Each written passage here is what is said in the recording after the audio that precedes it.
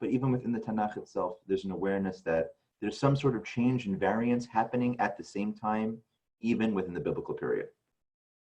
So I want to, on that note, take you somewhere, to take you to groups to actually learn a bit about what Judaism has to say about the Hebrew language more broadly over the centuries.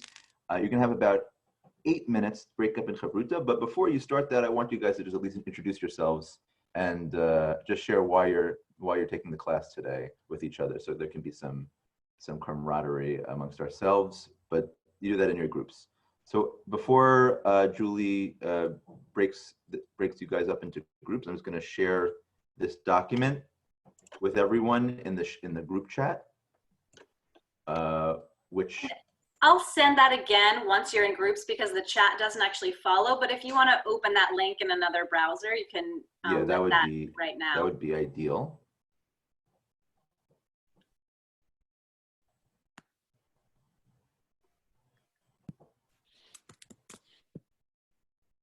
And all I want you to do is just to go over it, read it, come with some thoughts, some questions while you're going over the few texts. They're fairly short, and then we'll return in about 8 minutes. Okay, bye everyone. See you in a few.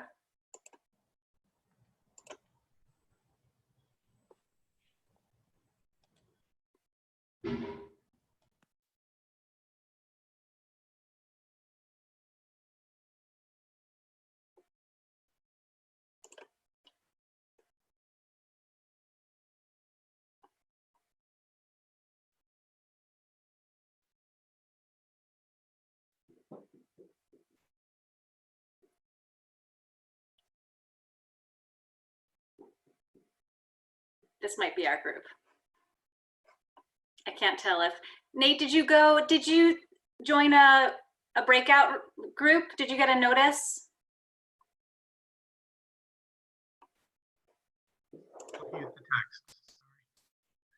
Wait, sorry, I missed that. What?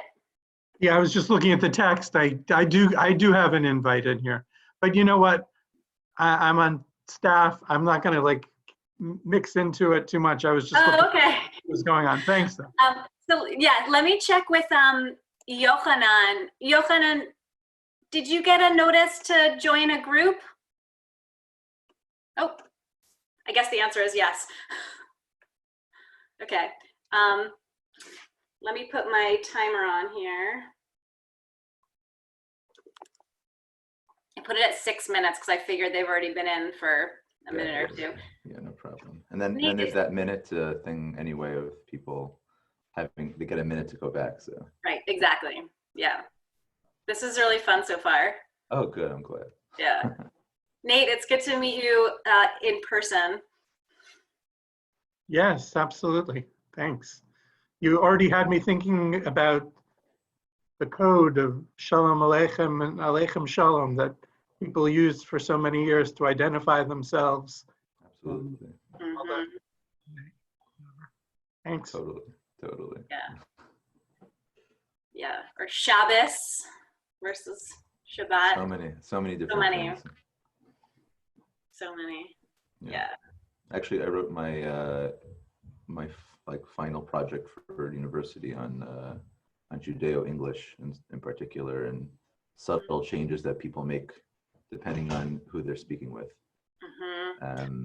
Right, totally. Because it's become not really about your own personal accent, but what groups who you're talking to in a way. Mm-hmm. Absolutely. Right? Absolutely. Like there are times when I'll use the word synagogue, and in other groups I would never use the word synagogue. I wish we could be flies on the wall into these breakout groups. We can enter them if you'd like. We're able to do that. You know what? Or I don't know, maybe you are, I'm not. I mean, if I was the actual host, I could, but maybe you're able to bring me in, or let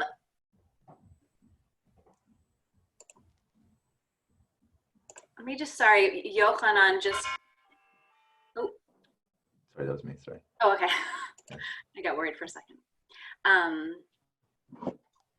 Okay. So someone just, oh, here, okay. Someone just joined. It's Yochanan again. I hope. Okay, someone's joining now. I'll admit them. They might come here and then we can either assign them or just hang out with them for a little. Oh, that's my wife. Oh, okay. And there's also Ronaldo joining. For folks who are just joining now, we're actually in the middle of short breakout sessions, but we'll be coming back in a couple of minutes, so probably makes sense to stay here. If you want to review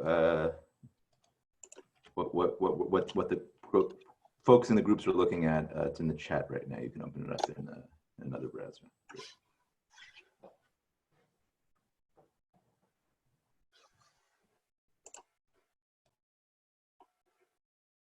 At our shul, we had a scholar in residence. I can't remember her name, but she came from Los Angeles. I think she's a Sarah professor Ben-Or?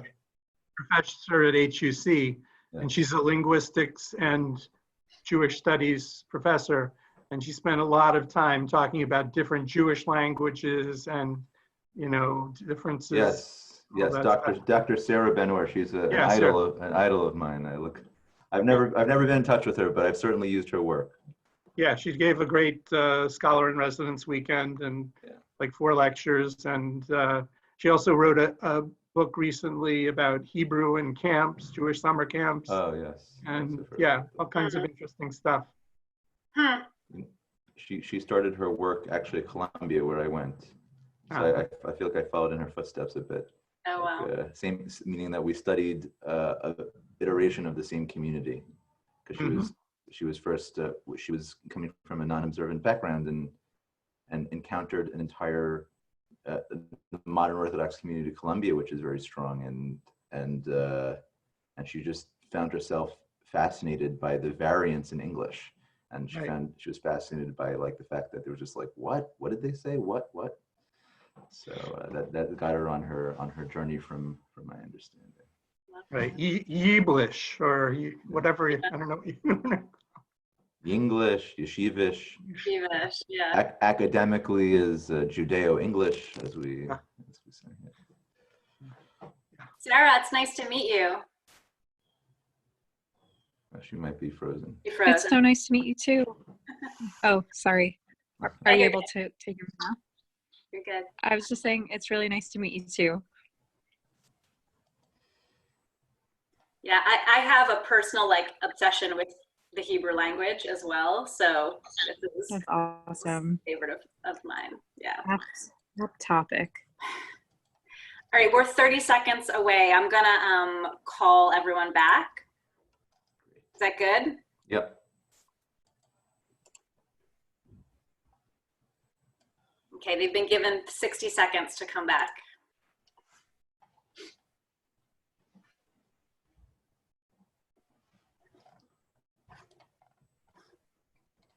And if they wait until the last minute, we know they're having scintillating conversation and they don't want to leave.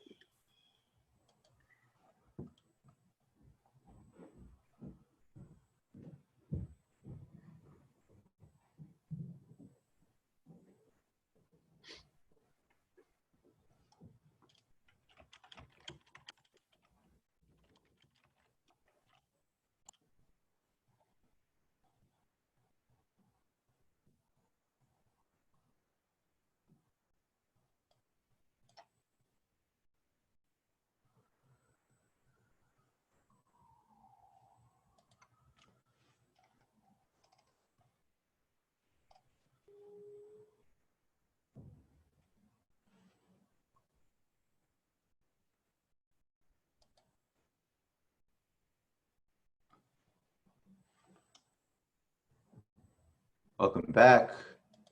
Welcome back to Bernice's chair. Oh, there she is. Welcome back. I hope that that was enough time for people to go through just primarily through the text a little bit. So I wanted to go over them just a little bit to take away some of the themes. Can I have a volunteer to read Midrash Tanchuma, which is the first text right after our Shibboleth text? Yes, Hekla.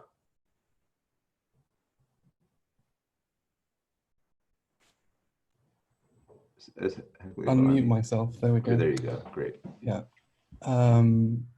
So when God mixed up the languages and the people could not understand each other, what was the language that they were speaking? What was the language were they speaking? Oh, sorry. The holy tongue. Sorry, that my poor translation. You're perfect. So right there, thank you so much. So right there we see from this midrash that there's an orientation within the ancient Jewish consciousness that Hebrew is a divine language, and that in the Tower of Babel, Hebrew was what they were all speaking, and when the languages got dispersed, it all came from Hebrew. So there's and I imagine this is in other cultures as well, thinking about linguistic purity and some sort of divine nature. Certainly in Arabic, in Islam, there's an orientation of Arabic being the perfect language. It is the language of revelation of the Quran. So this is obviously, it didn't come from nowhere, and there's a shared cultural orientation towards language. So in this Midrash Tanchuma, there's an orientation that the first language in the world was Hebrew. So I'm going to read the next one, just so this was about from Midrash Yalkut Shimoni. It says, "V'limadatem et otam et b'nechem." It says, "And you shall teach your sons." Rabbi Yossi ben Akiva said, "Speak to them in it," meaning you should have to speak in Hebrew. From there, we learn that from infancy, a father must, or in our case, we could say more broadly, a parent must speak to his or her son in Hebrew and teach him or her Torah. And if he doesn't speak to him in Hebrew, teach him Torah, it is as if he buried him. As it says, Leman, Leman yiktzurni mechem yemev b'nechem. Oh, Leman yirbu yemechem yemev b'nechem, and not that in order that you should lengthen your lives and not to shorten them. So there's now an orientation that not only is Hebrew the first language, but it's also the lifeblood of the Jewish people. And that there is a commandment to actually speak in that language. So now we talk a little bit more about, in the next section, can I have someone read Mishnah Brachot 2:3? Any volunteers? Bernice, yes, great. He who read the Shema and did not pronounce the letters meticulously, Rabbi Yossi says he fulfilled his obligation, and Rabbi Yehuda said he did not. Great. So right now, there's an idea that you have to pronounce the letters. It's not just about speaking Hebrew. You can't garble Hebrew. You can't just know Hebrew. You have to pronounce it properly. Bernice, can you read the Rambam commenting on that Mishnah? Not to swallow the letters into each other in a case where the preceding letter is the same as the following letter, like avadatem mehera or bechol levavacha. Great. So just for context, that's in the Shema. That's where a mem and another mem come right next to each other. So you don't want to say ve'avadatem mehera. You want ve'avadatem mehera. So there's so small things that the rabbis are thinking about, and they're saying, oh my God, Hebrew is so important. It's so much the lifeblood. It's so much the creation of the world that we have to be so careful to say every single letter in the correct way, in the correct context. The last thing that is in this section, it says that it's taught in a Breita that the people of Beit Sha'an, by the way, I lived in Beit Sha'an. Does anyone know where Beit Sha'an is in Israel? Yes? Julie, where's Beit Sha'an? Beit Sha'an is in the hottest place, like the valley in the northern section. It's like 50 degrees Celsius. Oh my God! You literally said, I'll stop just for a short story, which is I lived on Kibbutz Ma'ale Gilboa. I was studying Yeshivat Ma'ale Gilboa, which is the Beit Sha'an's right at the bottom. Ma'ale Gilboa is at the top.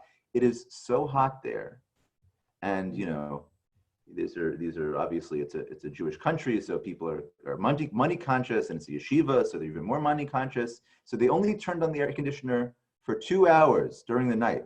So I only slept, of course, for 2 hours during the night. And I was so hot that I had to beg my yeshiva to allow me to go down to Beit Sha'an, the hottest capital of the world, to buy an air conditioner that would work for my room, and I had to pay the separate electricity. But that just shows, maybe this is why they were pronouncing things differently in Beit Sha'an, because it was so hot, they were always verklempt. So there might have been a reason. So it's taught in the Breita that the people of Beit Sha'an and Beit Chiva and the Tibonites should not serve prayer leaders because they do not differentiate between Aleph and Ayin. So that right there might stump some people in this room. What do differentiate between Aleph and Ayin? But I thought that's the same thing. Me too. But apparently, the Gemara and Megillah knows that they're not. And in fact, by this definition, almost everyone in this room might not be qualified to lead because you can't differentiate between your Alephs and Ayins. So, which is crazy because even the greatest of rabbis for thousands of years, maybe, or 1,000 years at least of Ashkenazi Jewish history, probably didn't differentiate between their Alephs and Ayins. And according to this Gemara, they are completely disqualified from prayer. So this last part, which we don't have to get into so much in detail, which is from Ibn Ezra. Ibn Ezra is you can hear from his name that he's living not in Ashkenaz, not in the land where the Ashkenazi Jews were living in Central and Eastern Europe, but in a place where Arabic was the dominant language. He writes that the Yishmaelite language, Arabic, is very similar to Lashon HaKodesh, to the Holy Tongue, in its structure. And then he talks about all the letters that have correspondence, they have the same structures. More than half of the language is similar to Hebrew. Therefore, every word that doesn't have a corresponding word in the Bible, which is called a hapax legomenon, which means there's only one occurrence of it, and there is a cognate in Arabic, you can just assume the meaning from Arabic, if you know Arabic. So this is very, very interesting. This actually sets up the validity. Let's say that I'm very, very frum, I'm very ultra-Orthodox, and I'm a little bit afraid of using science and academia to study the Holy Tongue, because if I believe that it comes from God, then I must believe that it's unaffected, and that it must be perfect, right?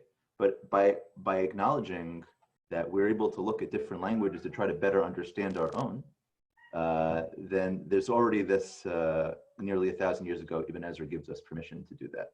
So, on that note, we were having an interlude. Let me just open my screen here, and I'm gonna share it so everyone could feel like we're together. Okay, so this we already did. Okay, so so this is another short video. This is about a guy that takes a recording of Hebrew, and he tries to he goes to different people who don't know Hebrew, may or may not be Jewish, different things, and asks them what language this is. So let's watch this very quickly and listen to what their responses are. They're only hearing it. They don't know what language it is. They're only hearing the sounds, right? So when we do that, keep in mind the idea of not mixing sounds, of it being related to Arabic, and also just in terms of where it comes from. I did the wrong one thing again. Long time no see, guys, and welcome back to Heritage in Motion. Today our video once again is about Hebrew. Now we're just gonna play a language for you and make you guess the language. Okay. And then imitate that later. ככל העריכים בסופו של דבר, כן ולא. צרים ואחראית על ייצור עריכים מיוחדים בכתבת מילסטון. אז מה כן? מה שמיוחד בו זה... השאלה, זה אריח... הוא עריכים מיוחדים בכתבת מילסטון, בוקר טוב. בוקר טוב. מה לא דומה, זה חומר... Any guess so far? Some Middle Eastern language. Oh my gosh, it could be anything. In German or Dutch? I want to say it's like European, like Western. I'm going between Hungarian and Arabic. Yeah. Oh. Arabic's close. Persian? Farsi? European, German maybe? It's European, I know that, but it's either German or I think it's like Swedish. Norwegian, Swedish, or German. Hint, it's not in Europe. Or Asian, is Uzbekistanian? Turkish. I'm gonna guess Swedish. I'm gonna guess a Middle Eastern language, Arabic or something. Yeah, that was a guess too, like a Middle Eastern language. Would you guys like to see the video to see the people that say? Just on that very quickly, what was the majority of languages they put forward? You can raise your hand and I'll call you. What was the majority of the languages? Yes, Carla. And German, most of it. I mean, yeah. German. Arabic as well, because they said it sounded like Middle Eastern, so like they went for Arabic. Right, exactly. This is pretty close, but to say that it's German, it's like exactly. But isn't that crazy, right? No idea. Right. So they were listening to. They weren't looking at it. They don't know what it means, but they were just listening to the sounds of the letters. Yes. And they said European. A lot of people said definitely European. How many people said definitely European? I don't know where, but it's definitely European. Is it German? Maybe it's Swedish. Someone said in between Hungarian and Arabic. They have no idea. They have no idea. Hungarian something. Exactly. So there's somewhere between Hungarian and Arabic. That would have been a perfect sentence for my transition if Hungarian was indeed an Indo-European language, which I don't believe it is. But what it does point to is that there's something going on with the way Israelis speak Hebrew, right? So who were the first people to, today is Yom HaAtzmaut. By the way, I didn't wish everyone happy Yom HaAtzmaut, Mo'adim l'simcha l'geula shlema. Everyone should see a time of full redemption for all people of the world, and everyone should feel independent and free. So so who were the first people nearly a little bit over 100 years ago to really start to revive the Hebrew language? Who were these people? Francesca. Yehuda. Eliezer ben Yehuda. Eliezer ben Yehuda. Yes, he is the, I happily share his namesake. I've had many people sing a song about him to me many a times, whether with my permission or not, whenever I walk into a room. It's not just because I love Hebrew, but probably people like making fun of my name because it's like an old person's name apparently in Israel. So Eliezer ben Yehuda, did he speak Arabic? Maybe he spoke Arabic. Did he come from an Arabic country? No. Eliezer ben Yehuda came from Europe. And what about Ben Gurion? Where did he come from? You can just say the continent. Europe. And what about Golda Meir? She came from America via Europe. Everyone comes from Europe. So it's obviously not true. There are there was more than 1 million immigrants from the Arab-speaking world and the Muslim world more broadly, North Africa, Iran, coming into Israel. But in terms of the initial revival of the language, came from people who were thinking in an Indo-European brain. They were thinking in Yiddish, they were thinking in German, they were thinking in Polish, and they were speaking, right? You can speak, I am not Israeli. And as much as I cry at night to the fact that I will never necessarily sound as Israeli as I would love to, or as much Israeli as I sounded when I was a kid, and had interaction with a lot of Israeli teachers. So when you're a kid, you can really catch on the language. Almost everyone is going to speak their second language or their third language or any foreign language if they acquire it beyond the critical period in an accent. And so when you're reviving a language, it's no different. So Hebrew, as it is spoken today by the majority, what's considered to be the upper echelon of Israeli society, of the accent of the elite, is comparable in many ways to the European languages in terms of its phonology. Phonology means the way that languages sound. So and the sounds that make up a language. So obviously, I want to give credit where it's due. There's been a lot of influence from the populations of North Africa, Muslim world, Iran on Hebrew, and Hebrew continues to change. But on its basic sense, in terms of what's seen as the official dialect, is still that European Ashkenazi pronunciation. So on that note, again, I hope that you recognize that I love interludes. Rabbi, yes. I interrupted. You mentioned the Ashkenazi pronunciation, but the Hebrew that was adapted in pre-state Israel or Palestine was the Sephardic, at least the North African Sephardic. So yeah. So what you're referencing is not the pronunciation of the letters per se, but of the emphasis, right? So and the vowels, right? So the emphasis is in Ashkenazi is generally on the penultimate syllable, like you say Baruch Ata instead of Baruch Ata. So as I can't see your name on because I have my screen. What's your name? Harry. Hi. So Carrie, as he shared that when they were adapting, they tried, right, because Israel had an interest in feeling and returning to the Middle Eastern roots. So they wanted to orient towards the local cultures, but they couldn't get rid of their phonology. Anyone could, like, I can change my accent pattern, but I cannot change my phonology, right? So there are things that I can do. So this is actually from Victoria Khanna, which is I believe she's Yemenite. And I'm going to show you just a small clip. This is actually, it's called the Aleph Bet song. So maybe some people have seen it. It's a little entertaining. So, Zoom is a medium. You got to be entertained. Otherwise, you're just looking at a screen the whole time. So you can continue looking at a screen.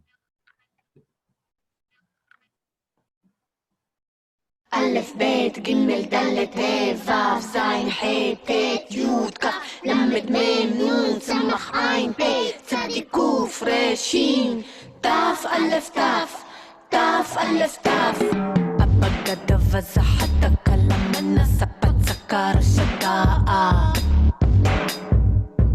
أبا قد فزحتك كل منصبت سكر شداء Divizi hiti kilini sipitsi kirishiti Ubukudu vuzuhutu kulumunu sopotu kurushutu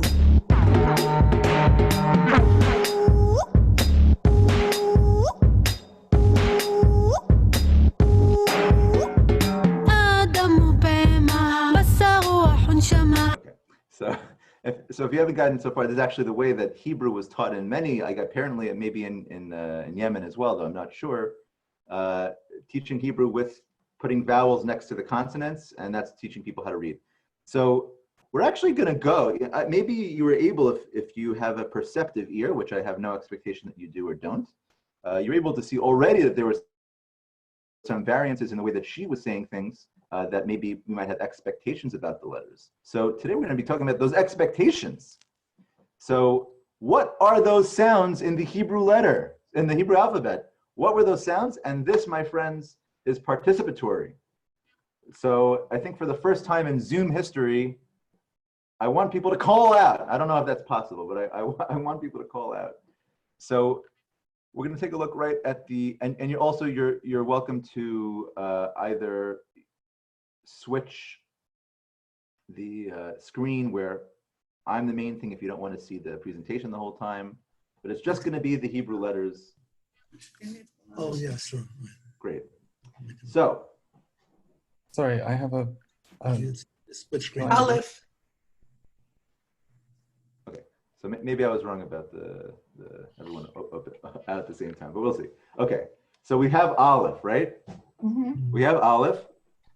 What sound, actually you can raise your hand. You can leave yourself on mute, but just raise your hand. What sound does Aleph make? It's silent. Okay, so we have silent. Okay, so we've heard the word silent. Does anyone have any other guess? Yes. Helka, right? Hekla, sorry, Hekla right now I can see it. Hekla. Yeah, so it's a guttural stop. Okay, so very close, glottal stop. No, sorry, glottal stop, that's what it's called. So, like the uh-oh. Exactly. So everyone in Hebrew school, everyone learns that a letter is silent, that Aleph is silent. Now let me ask you a question. Why would they make a letter that's silent? Isn't it, we never stop to think about, why would there be such a thing? I'm going to make a letter, I'm going to put it in the alphabet, but you're never going to say it and it has no meaning, right? So we have to think about, like, why would that be? Oh, it's because this is often. This you're going to find, you ever learn a language, you know, people might know French, and then all those S's at the end of things you don't say, and all these other letters you don't say. Guess what? In vulgar Latin, back in the old days, they definitely said them. They're not silent. They became silent. So too with Aleph. So Aleph is actually a real letter. It's called a glottal stop. We think in English a glottal stop is not a real sound. So we have the word, British people, they talk like this, right? They get rid of their T's and then they put like a little stop in the middle of their words, right? Like, so every T, like when it's in the middle, it becomes a glottal stop, right? People can hear that, right? So that middle glottal stop, I'm not making a T, I'm making something in my throat, in the glottis. So that glottis is a stop. It means something's hitting against it, a glottal stop. We actually have this in English, as was mentioned. The words uh-oh, if it had no there's actually a letter there. We don't have a sign to represent it, but there's a real sound there before the and before the o. Because if it were not there, it would sound like this. Oh, because there'd be no stop in between it. But it's oh, and that's actually how Hebrew is. So my name is not just Eliezer, it's Eliezer. There's a before. There's this little thing that's entering. And in Hebrew and in Arabic and in many other Semitic languages, this is a real sound. It is a sound that is worthy of a letter. And it just happened to be that with the different European, speakers of language, people Yiddish, they didn't have that, because in German they didn't have that. So it sort of faded away. So it is not a silent letter. Good try, though everyone obviously that's what we're all told. So I don't blame anyone. Okay, so now we have bet, and well, I won't even say with it. What sound do these things make? Someone else. B and V. B and V? Bet and vet. Mm-hmm. Okay, bet and vet. Okay. So I'll say the first one's right. But by the way, anyone ever think about, so we see these two letters, they're really the same letter. Mm-hmm. Why is there a dot? What's the dot doing there? Why are there some dots in some letters, some not? It's actually related to the vowels around it. So anyone ever hear a Spanish speaker when they talk English or they talk Spanish, right? So here you know, in Spanish, if you start a word with a B, it sounds like a B. But if it's in the middle of a word, right here, if it's in the middle of a word, it becomes a V, like some sort of type of V, right? So bet and vet are actually the same letter, but it's actually the same consonant. So everyone put their hand or on their mouth. I have to see everyone's hand on their mouth, on it, and say B. B, B, B, B. That's called bilabial, two lips, bilabial. so it's a bilabial stop, which means a consonant that just stops as soon as it's done. And this, so when it has a dot, and it's that. And when there's a vowel that's before it, it assimilates, just like American Jewry. It assimilates into, people didn't laugh, so it's not funny, never mind. So it assimilates into the letter, the vowel, which is an open sound. It's like, ah, right? It goes into the letter, so that changes the nature of the letter. We actually have this in English as well, except it's not recognized per se. Everyone put your hand in front of your mouth again, and you're gonna say the word pat, pat, P-A-T, pat, pat, pat, okay? Do you feel air coming out onto your hand? Pat, pat, right? Now say the word S-P-A-T, spat, spat, spat.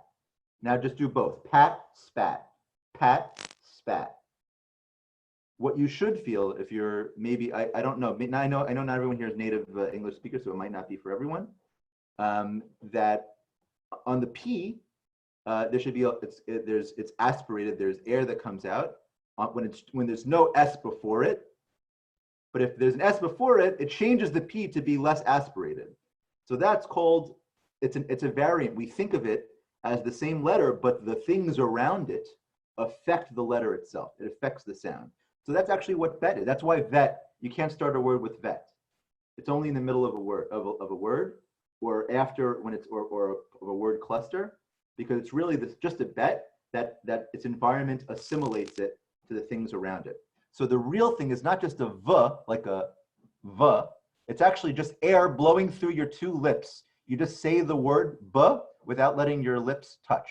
So it's actually like in Spanish, they say like, we say in English, abuela for grandmother. They say abuela, abuela, abuela, abuela. They're putting their lips together like this. For a second, they don't touch. And so it sounds sort of like a V. It's called a bilabial fricative, which they go, if there's friction. Abuela. So that's that vet. So it's actually not a, so it's really a vet. And that's preserved in some dialects of the Hebrew language. In most Hebrew, it actually turned into that V sound. It's very similar to the V, but in actuality, it's just a B with air blowing through it. And so on that note, we also have another two dot thing. I'm not going to go through the whole explanation again because we already know what's going to happen. We have the place of articulation. Where's Gimel? Say Gimel. G. Where's G? Here, say G. G, G, G, G, G, G, G. It's in our throats. G, G, G, G, G, G, G, G, right? Like G, G, G, right? So you have to imagine if the dot means there's no air blowing through it because there's no, it's starting a word. It's a consonant to stop. You say, what's a g, g, g with air blowing through it? Can anyone try to make that sound? Who would do a brave volunteer to unmute themselves and try to make the sound of blowing air through g? Yes.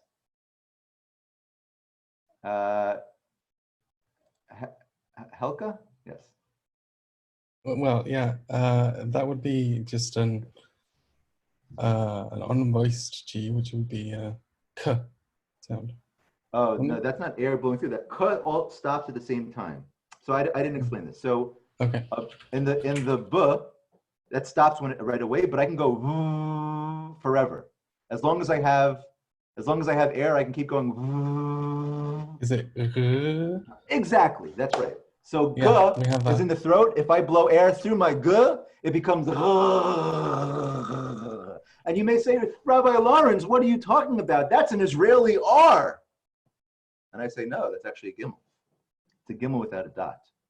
And that's actually how it is. So all these consonants, bet, gimel, dalid, all those have variants, allophones, which are different sounds that assimilate to the vowels around them. Next thing, we have duh. So therefore, it might be, if duh can only stop at a second, duh, then how would you continue duh with blowing air through it? Duh is your tongue going on your palate or on your teeth. It's a dental. Duh. That only lasts for 1 second, but we want to blow air through it. So the TH sound is just a D. It's a dental consonant that's continuing. So D. You never knew it. You never knew it, but now you do. Okay. This is a giveaway. What's this one? You got it. Huh. It's just, hey, normal. I'm not gonna throw you up every single letter. We don't want to turn everyone's life upside down. What about this one? This is a giveaway too, right? What's this one? Are you sure? What? It's what? Okay, and what sound does it make? Well, sound ooh. Oh, okay. So it does make ooh, yeah. But you said v. Like, what about the consonant? You say v? Yeah, v. I believe you. It actually is a w. In old Hebrew, in original Hebrew, it was like a W. It wasn't like a V. Mm-hmm. So in fact, you'll and that's why a lot of if you look at ancient biblical like dictionaries, they call a vav a wow, because they're always surprised when they see a vav. They say, oh, it's a wow. So it actually makes a w sound. So if you were to say me and my friend ani v'chaver shali, it would be ani w chaver shali, just like in Arabic. In modern standard Arabic, w is how you say ve and. So obviously no one knows that. Well, we're learning it now. This is zayin. That makes a z. There's some other theories out there, but we'll keep it here for that. How about this one? This one, you can think about the video. Think about the video. Yes. Is that me? Yes, Hekla. Oh, okay, so good. So we had, sorry, I have to go back. Het. It's not het. Yeah, it's not het, it's het. Het. Like you hear like, people from, it's definitely present in the Yemenite accent and in some Middle Eastern accents, within Hebrew, and certainly within Arabic. You hear everyone, you think, if people were to make fun of Arabic, they would say just ha, ha, ha, ha, ha, right? Like those people in that video, they think that that's what Hebrew sounds like, but it's very different. Ha is lower in the throat than ch. Ch is like all the way up here. It's a German sound. It's a sound that's in a number of European languages, unlike ha, which is uniquely Semitic. What about this one? I'm sorry, I don't want to take away anyone's confidence because I've just been shutting everyone down. Carrie, you ready? Yeah, tet. Tet? Okay, so let me ask another question. If there's no silent letters in Hebrew, because why would there be a silent letter? And why would they have a double? That's a good question, right? Why would they have two? We'd say, oh, tet and tav, the same thing. No, so you're right. It is a t, but it's actually deeper. It's like adding on a throat sound to that t. So it sounds like this, thaw, thaw. So if you were to say boker tov, you'd say boker tov, boker tov. That's called a pharyngeal T. It means that it's coming to right in the bottom of your throat, touching onto the T. Yud is y, as you might expect. So now we'll understand better why kaf and chaf are related. Because if you think about ka is right here. If you blow air through it, it's ch, ka, same place, same exact thing. So now chaf doesn't come at the beginning of a word. It's only in the middle of a word. Mm-hmm. Lamed, la, mem, ma, nun, na. What about this one? Samech. Samech. Okay. So samech, you think that it's a s, but we're not sure. So there's actually two potentialities for this one. It could actually be s, like the tzadi, could be a ts, or it could be a ch, ch or ts, right? Because when we're reconstructing things, trying to understand, usually language degrades, just like everything else, and our bodies degrade, language degrades as we're getting older. So the Hebrew language is getting older and older, so it degrades. So there's going to be less and less of phonemes, of less sounds throughout the language. So they're gonna come together.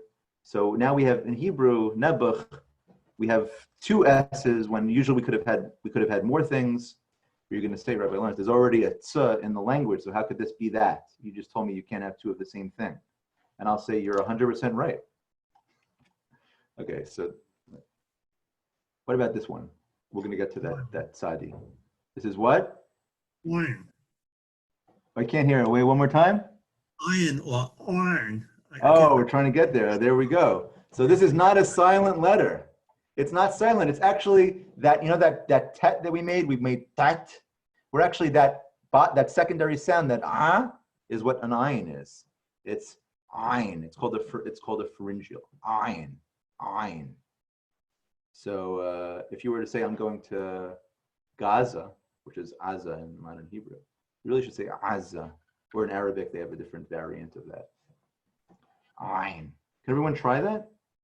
I want everyone unmute themselves and try your best to like literally take like a spoon, dig in the bottom of your throat and say ayin. Ayin. Ayin. Ayin. Yeah, more. It's like a choir. Virtual chorus. So I was thinking, yes, do you actually have a pharyngeal sound in English? Oh, we do. What's that? So if you're very Australian, you go oi. Oh, interesting. Like I like it. Like interesting. That's so it's even lower than the. That's interesting. I never thought about that. Cool. So if you're Australian, then it might exist, but it only is. But it's only in a. It's not part of the. It's not perceived by the speakers as part of the phonology. No, of course not. Right, exactly. It's very interesting. Very, very cool.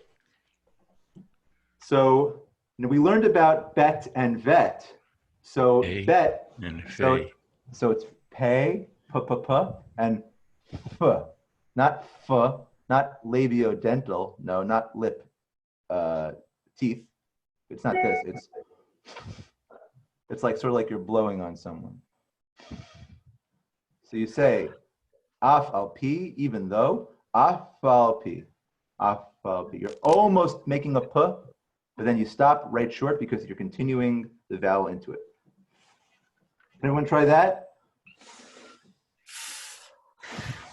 Not, but, okay, good.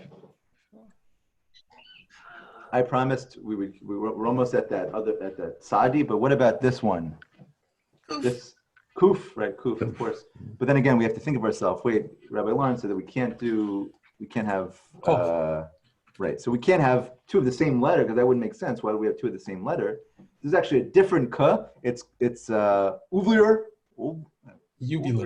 Uvular, yeah. So it's actually this very strange sound. Qaw. Qaf.